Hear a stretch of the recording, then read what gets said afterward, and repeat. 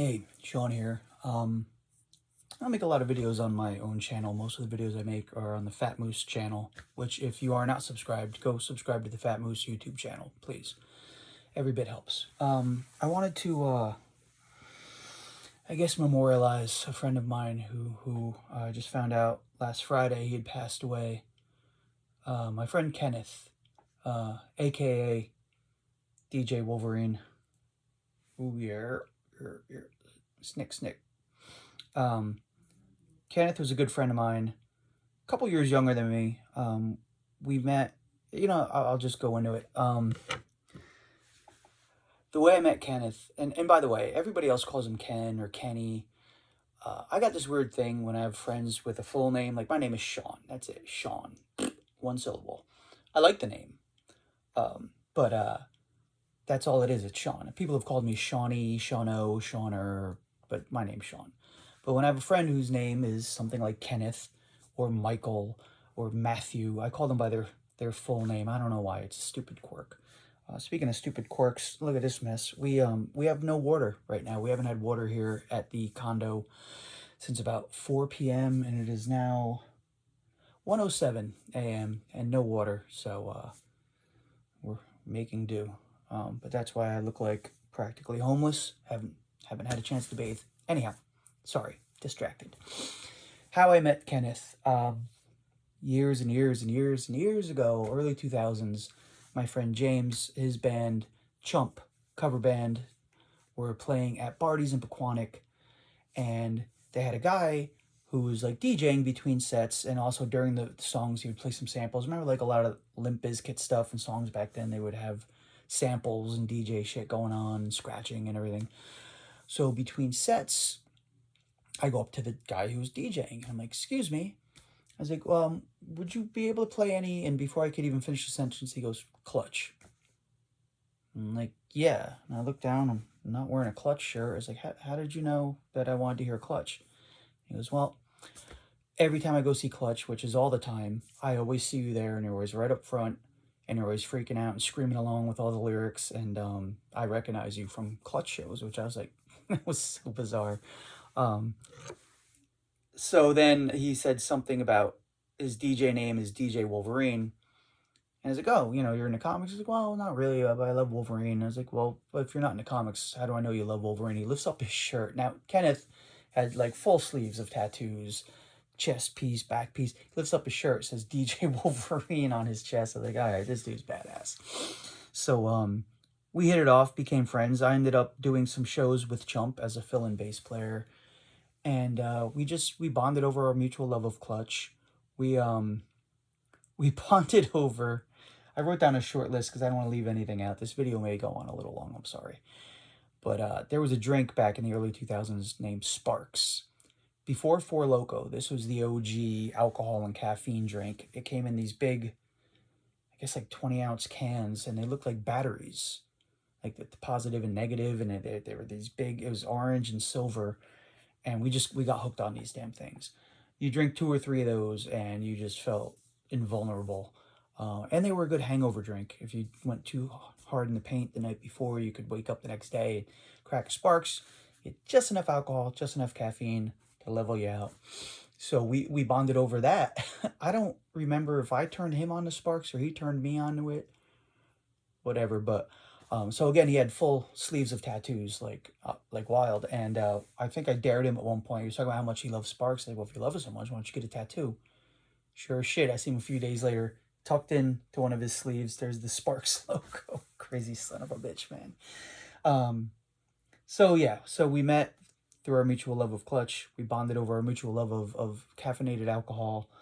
I just want to go through a couple quick memories.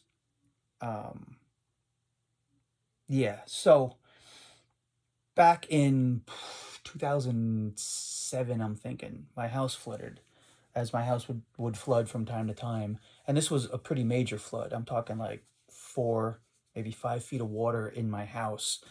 And I was basically trapped there.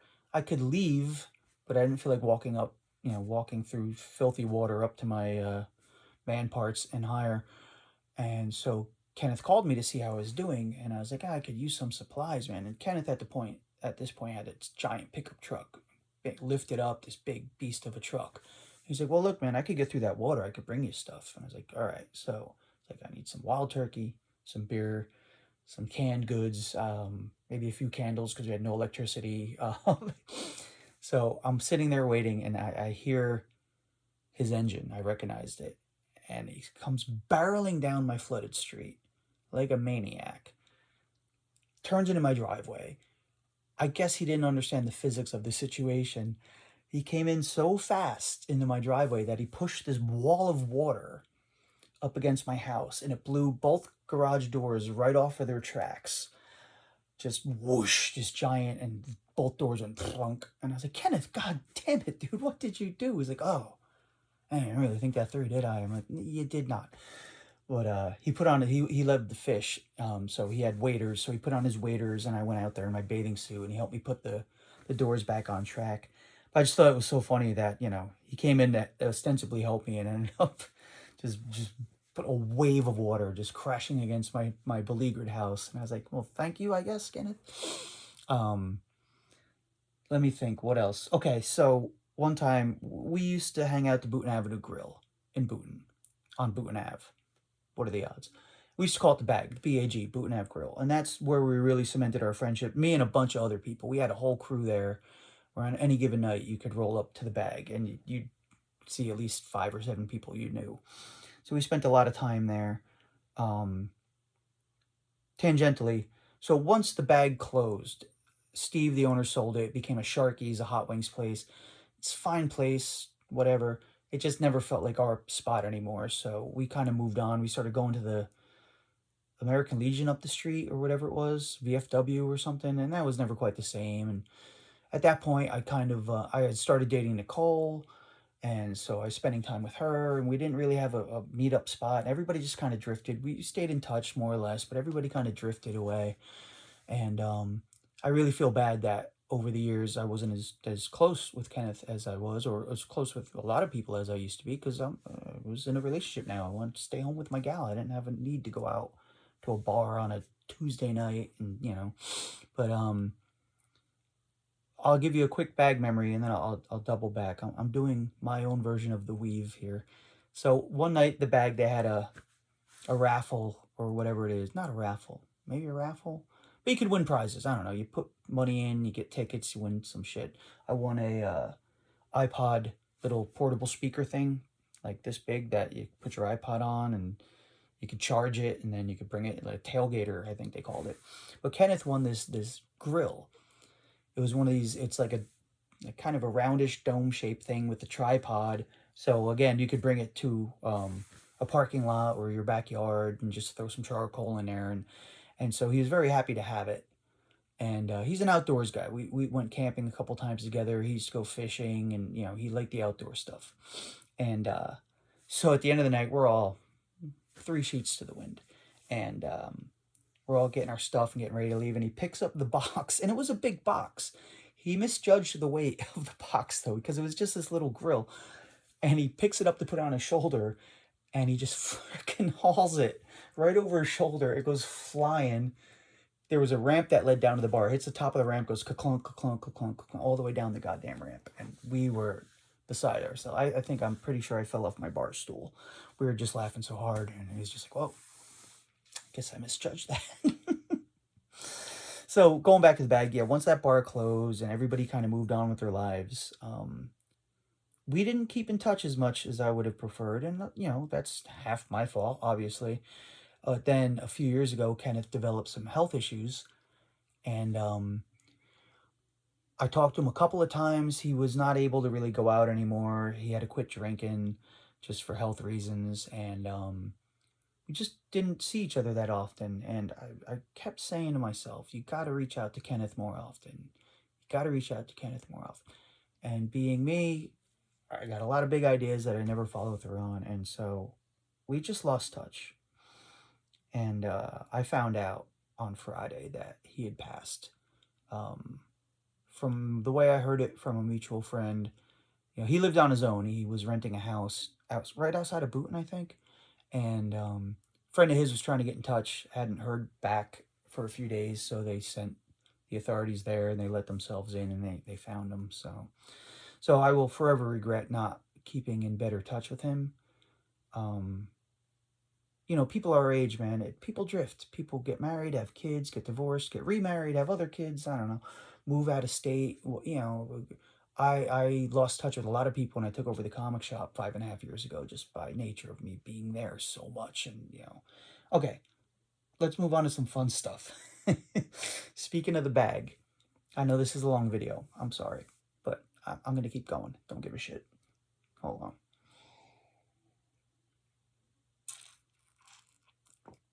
Okay, so there was this guy who would hang out the bag, and I can't remember his name. I'm very sorry. I was never very close with him, but we knew him. He was like kind of in the outer circle of our crew there.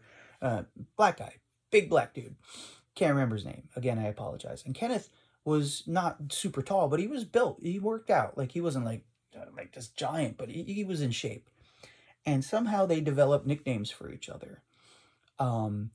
Kenneth used to refer to him as White Boy. I don't know the origin of these nicknames so much, but I think, and the other nickname is the black fella would call Kenneth N-word Candy. I'm not going to say the word. I mean, I'm not insane. But he said something to Kenneth one night like, Kenneth, you're so tasty to an N-word like me. You're like candy. You're like N-word candy. And, it was funny. But the people who knew them knew whenever one was there and the other one came in, that's how they'd greet each other. Hey, white boy, hey, and candy, And, but I remember one night specifically, there were a bunch of people at the bar that we didn't know. Not regulars, the regulars all knew their routine. But Kenneth is there, and in walks the other guy, and Kenneth's like, "What's up, white boy?" And the other guy goes, "Hey, what's up?" And Candy. And everybody at the bar just froze, like, "Oh my God. Are we about to be in the middle of a race war?" And we laughed ourselves stupid. Feel bad I can't remember that guy's name, but he was a really good dude. But yeah, that was fun. Let's see. I actually wrote down a couple things so I don't forget. Kenneth, for a while, he was making his own moonshine. He built a moonshine still in the basement of the house he was renting. I guess I can share this now because it's not like he can get in trouble. And he used to make moonshine, different flavors and varieties, and he would always give me a jar. In fact, I think I still have like 3/4 of a mason jar in the liquor cabinet downstairs with some of his moonshine. I don't know if moonshine keeps, because that's probably been sitting there for literally 10 years. I'll have to Google, does moonshine go bad? I was thinking of having a shot in his honor tonight while I do this video, and I was like, I gotta check first to see if I can actually drink this stuff or if it's gonna kill me, Okay, anyway, so the moonshine. Okay, so we used to go see Clutch all the time. And traditionally, Clutch would play 2 nights at the end of the year, right after Christmas, between Christmas and New Year's, sometimes on New Year's. They'd play 2 nights in a row at the Starland Ballroom down in Sayreville. And a whole group of us would go. We'd go down, get a hotel room. So we'd see the first show, go to the hotel, party all night, get up the next day, go to the second show. Sometimes stay that second night, sometimes go back home, depending on our schedules and our funding. And one of the nights, we were drinking in the hotel room, getting ready to take a cab to the show. We didn't drive. We were responsible. We would take a cab. And we're in the elevator. There's like 6 of us in the elevator. And we're already feeling no pain. And the elevator doors close, and it's only the 6 of us. It was me, Kenneth, maybe Hefe, Charlotte. I know a year or 2 later, Mooj was in there with us. But the doors close, and I just pause, and I look at everybody, and I say, "Elevator mosh pit." And we just fucking started just slamming around inside the elevator like maniacs. Probably very unsafe. You probably shouldn't be jostling the elevator like that, but we didn't care. We weren't thinking, logically. So elevator mosh pit became the one of the highlights of when we'd see Clutch. Sometimes, especially if we had a room on a higher floor in the hotel, that gave us even more time. So sometimes the doors would close, and maybe we got to go down 4 or 5 floors, and we would pause and we would wait. We would just anticipate it, and then somebody would yell, "Elevator mosh pit!" And that was Yeah, that was fun. Stupid and dangerous and so much fun. Speaking of which, one of the clutch shows, we saw the first show. We went really hard in the paint with our partying the whole night. And the next day, I'm trying to sleep it off.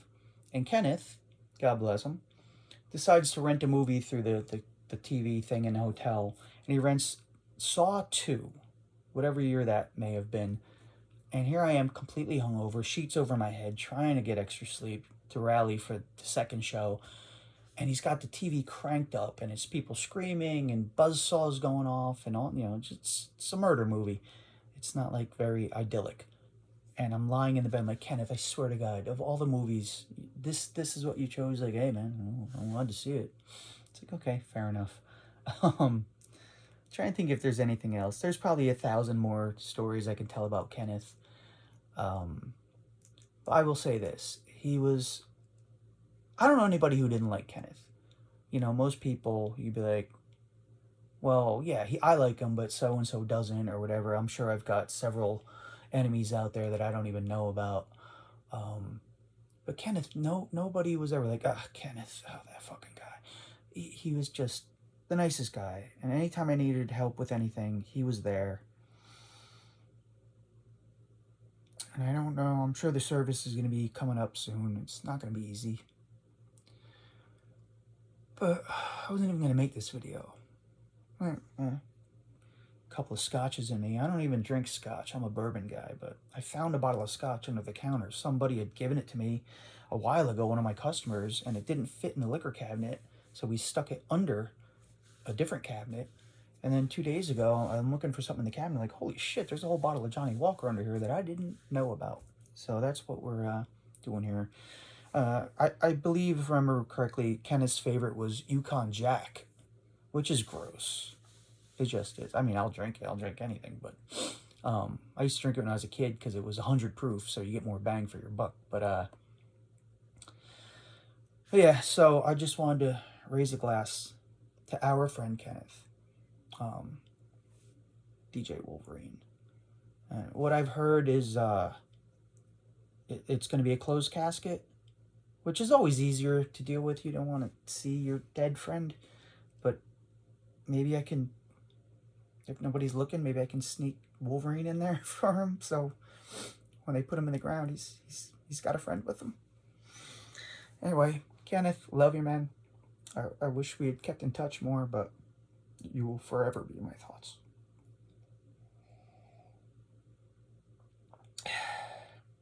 So that's it, guys. I just really wanted to put this out there. So take care of yourselves. More importantly, take care of your friends. If there's somebody that means a lot to you that you haven't talked to in a long time, reach out, man. Just have a conversation. Shoot them a text, even, whatever. Send them a funny meme, but just let the people you care about know that you care about them, because shit can go south at any goddamn time. So that's it. Be good to each other. Be safe. And I'll talk to you soon.